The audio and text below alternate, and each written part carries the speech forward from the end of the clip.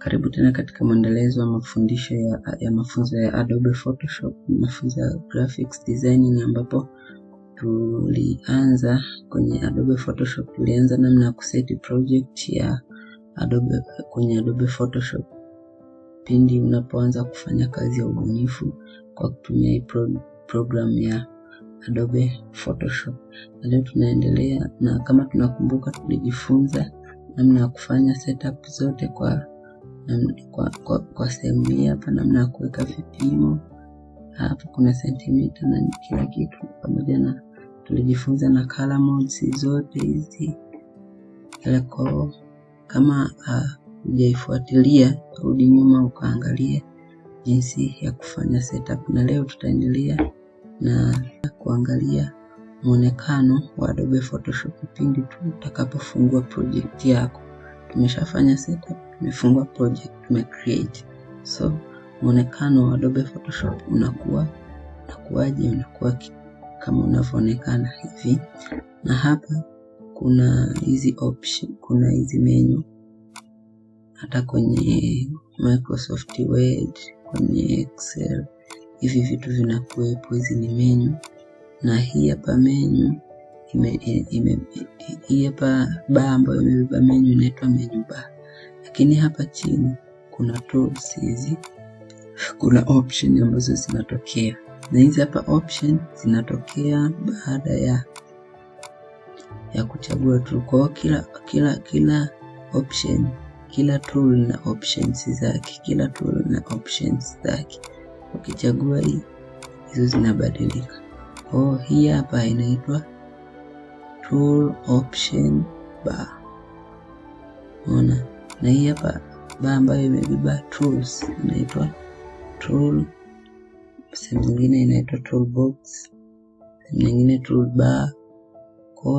Ni bar ambayo imebeba tools zote, ambapo huku ndo kuna tools option bar. Na hapa karibu hapa,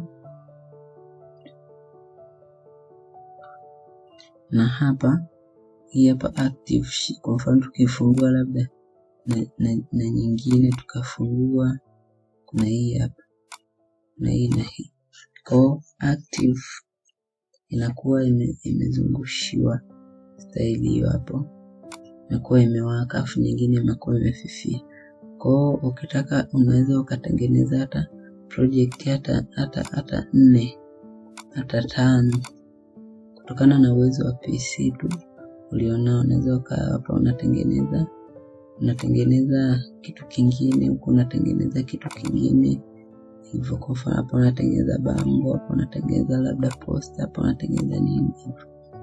Unaweza ukabebanisha project nyingi kwa wakati mmoja, na ile active project inakuwepo sasa imewaka kama inavyoonekana ya kwetu hapa, ambayo ipo active hapa kama tunavyoiona hapa. Kwa hiyo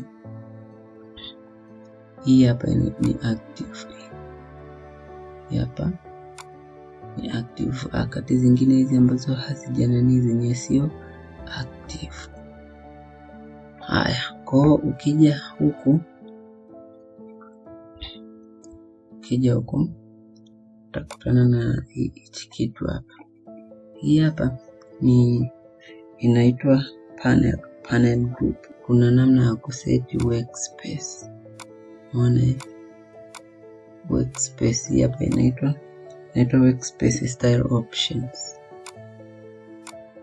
Unaona photography essential. Kwa hapa hivi mara nyingi watu tunatumia essentials. Vitu vyote muhimu vinaonekana kwenye workspace. Lakini ukiwa unatumia labda 3D, na maana zitaonekana zile options ambazo ni maalum kwa ajili ya 3D. Kama unafanya painting, na maana zitaonekana tools zote ambazo zinahusiana na nini, na hizo painting kwa jinsi ilivyosetiwa.